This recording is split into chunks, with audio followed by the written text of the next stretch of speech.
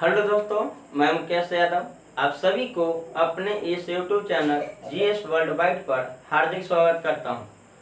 आज इस वीडियो में संविधान के प्रमुख अनुच्छेद के बारे में अध्ययन करेंगे, जो कि पिछले वीडियो में हम लोग संविधान के प्रमुख अनुसूची पढ़ लिए थे। तो कहा जाता है कि मूल संविधान में कुल है जो 395 अनुच्छेद था। अनुसूची की संख्या 8 और भाग के को 22 को। लेकिन वर्तमान में है जो कुल कितने अनुच्छेद हैं? 470। अनुसूची की संख्या 12 और भाग की संख्या 25, जो कि 22 के क, 22 के ख और 22 के ग, 3 और नए हैं जो भाग जोड़ दिए गए। तो संविधान में संशोधन करके संसद के द्वारा संविधान में है जो अनुच्छेद, अनुसूची और भाग की संख्या जोड़े जा सकते हैं। और मूल संविधान में जो आपको बात लिखा हुआ है उसमें परिवर्तन किया जा सकता है। मूल संविधान में कोई है जो आपको बात को हटाया नहीं जा सकता, उसमें परिवर्तन कर सकते हैं।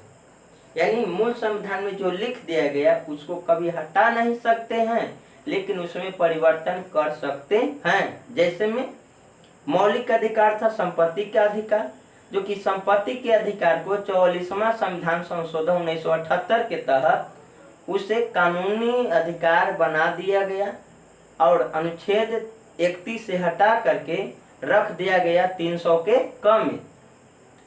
तो मूल संविधान में जो आपको लिखा हुआ है उसको हटा नहीं सकते, लेकिन उसमें परिवर्तन कर सकते हैं।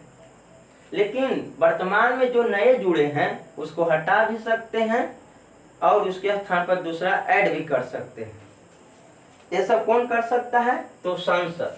संविधान संशोधन का अनुच्छेद 368 के तहत, जो कि संविधान संशोधन की प्रक्रिया दक्षिण अफ्रीका के संविधान से लिया गया है। अब हम लोग देखेंगे कि भारत के प्रमुख है जो आपको अनुच्छेद और भाग। तो भाग 1, जो कि भाग 1 कहता है कि भारत राज्यों एवं केंद्र शासित प्रदेश का संघ होकर है। यह भाग 1 में भी है, अनुच्छेद 1 में भी है और अनुसूची 1 भी कहता है कि भारत राज्यों एवं केंद्र शासित प्रदेश का संघ है। और अनुच्छेद है जो आपको 1 में, भाग 1 में और अनुसूची 1 में, तीनों में यह बात वर्णन है। जो कि भाग 1 अनुच्छेद 1 से लेके 4 तक इसमें पढ़ना है। अनुच्छेद 1 कहता है, ध्यान से समझेंगे, कि भारत राज्यों एवं केंद्र शासित प्रदेश, मतलब यूनियन टेरिटरी, केंद्र शासित प्रदेश का संघ होगा।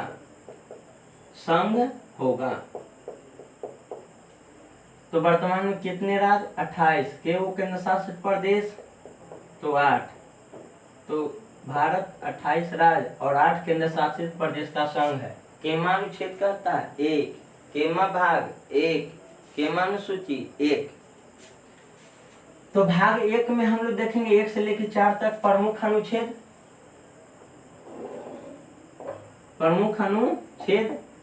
1 हम लोग पढ़ लिए। दूसरा में कहता है कि भारत के सीमा में कोई नए क्षेत्रों का प्रवेश, भारत में नए क्षेत्रों का प्रवेश,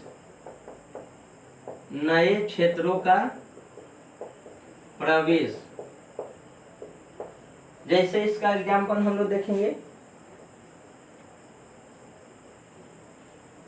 ये हो गया भारत, जो कि सिक्किम है जो आपको भारत के है जो 22वां राज्य बना था। सिक्किम भारत के केमा राज्य बना था? 22वां राज्य। कब बना था? 1975 में। तो सिक्किम है जो आपको जनमत संग्रह के आधार पर भारत में है जो 22वां राज्य बना था 1975 में। जो कि आपको सिक्किम के राजा जो था वो है जो जनमत संग्रह कराया था सिक्किम में। और सिक्किम के 97.7% लोगों ने भारत में आने को कहा। तब है जो आपको सिक्किम के राजा भारत से है जो आपको भारत का अंग बनने के लिए कहा। तो सिक्किम में है जो आपको भारत का 22वां राज्य बना था 1975 में, जो कि केमा अनुच्छेद के तहत 2। तो भारत में कोई नए क्षेत्रों का प्रवेश होगा तो वहाँ की जनसंख्या सहित आएगा। तो भारत में जो नए क्षेत्र प्रवेश करेंगे केमा अनुच्छेद के तहत, तो 2 के तहत। इसी प्रकार मान के चलिए कि भारत कोई और नहीं है जो क्षेत्र जीतता है, चाहे पाकिस्तान से, चाहे अफगानिस्तान से, चाहे चीन से, चाहे नेपाल से, या भूटान से, या म्यांमार से, या बांग्लादेश से।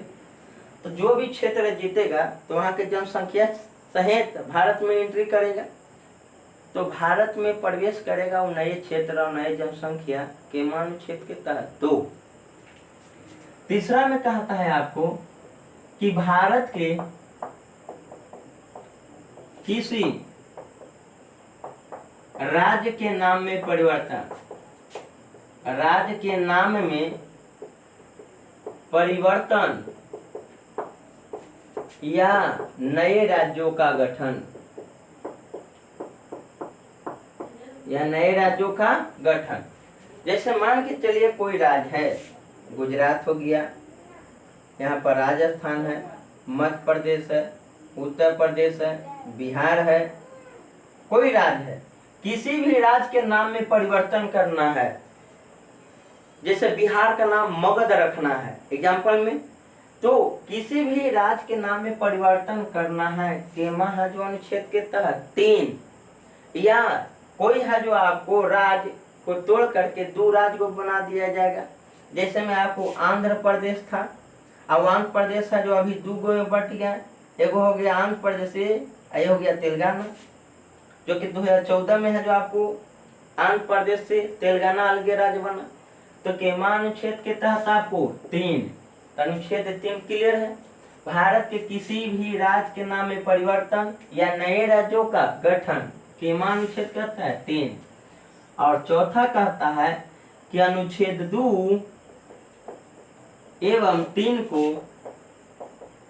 कानूनी रूप से संसद में पारित करना होगा, संसद में पारित करना होगा।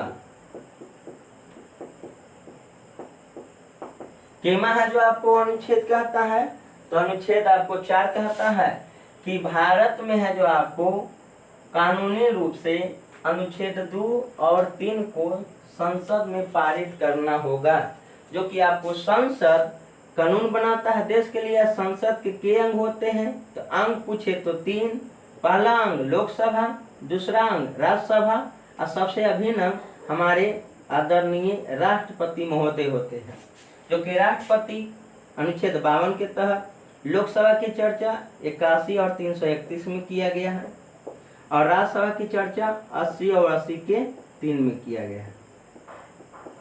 क्लियर है यहाँ तक? तो कहा जाता है आपको कि संसद है जो आपको कानून बनाती है, जब लोकसभा से 2/3 से पारित होगा तो अगला कहाँ जाएगा, तो दूसरे सदन राज्यसभा से, और राज्यसभा से भी 2/3 से पारित होगा, और उस पर राष्ट्रपति साइन कर देंगे, तब है जो आपको अनुच्छेद 2 और 3 है जो कानूनी रूप से माना जाएगा। क्लियर है यहाँ तक? अब इसके बाद हम लोग पढ़ेंगे भाग 2। भाग 2, तो भाग 2 में कहता है कि नागरिकता की चर्चा है। नागरिकता जो कि भारत की नागरिकता कैसा है, एकल नागरिकता है। एकल नागरिकता, भारत की नागरिकता कैसा है, एकल नागरिकता। और भारत की नागरिकता किस देश से लिया गया है, स्रोत कहेगा कि किस देश से भारत में जोड़ा गया है, तो ब्रिटेन देश के संविधान से जोड़ा गया। क्यों? क्योंकि ब्रिटेन के भी नागरिकता एकल नागरिकता है। एकल और दोहरी नागरिकता में क्या अंतर है, ध्यान समझेंगे। जैसे कहता है एकल नागरिकता कि हम भारत के लोग हैं जो आपको किसी न किसी क्षेत्र के निवासी हैं, 28 राज्य और 8 केंद्र शासित प्रदेश में किसी न किसी क्षेत्र के निवासी हैं, लेकिन देश के नागरिक हैं। तो हम लोग राष्ट्रीयता में लिखते हैं भारतीय, क्या लिखते हैं, भारतीय। तो ये हो गया एकल नागरिकता। लेकिन जब वही है जो आपको अमेरिका में जाइएगा, तो अमेरिका में 50 राज्य का संघ है, और अमेरिका में जिस राज्य में जाइएगा वहाँ की अलग नागरिकता लेना है, और फिर देश की अलग नागरिकता लेना है। लेकिन भारत में या ब्रिटेन में ऐसा नहीं है। भारत में कहा जाता है कि किसी न किसी क्षेत्र के आप निवासी हैं, लेकिन देश के नागरिक हैं। तो एकल नागरिकता समझ गए। एकल नागरिकता मतलब कहने का अर्थ है कि हम देश के नागरिक हैं तो हैं। यहाँ पर है जो आपको कोई राज्य के है जो नागरिकता अलग से नहीं लेना है और नहीं किसी केंद्र शासित प्रदेश के। जबकि अमेरिका में जाइएगा तो वहाँ पर है जो आपको उस राज्य के भी नागरिकता लेना होगा और वहाँ के देश के भी।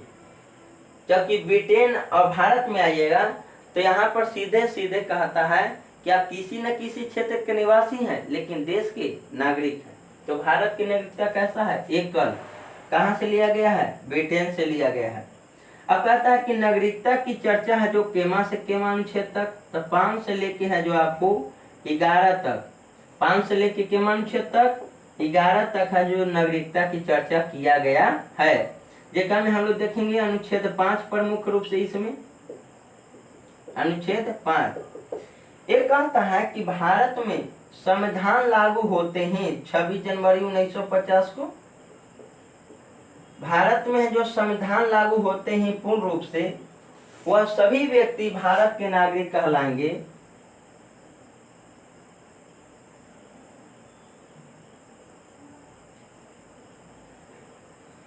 वह सभी व्यक्ति भारत के नागरिक कहलाएंगे जो भारत के सीमा के अंदर हो, जो भारत के सीमा के अंदर स्थित हो। यानी कहा गया आपको कि 26 जनवरी 1950 को जो भी भारत के सीमा में स्थित है वह सभी भारत के नागरिक कहलाएंगे। केमा अनुच्छेद का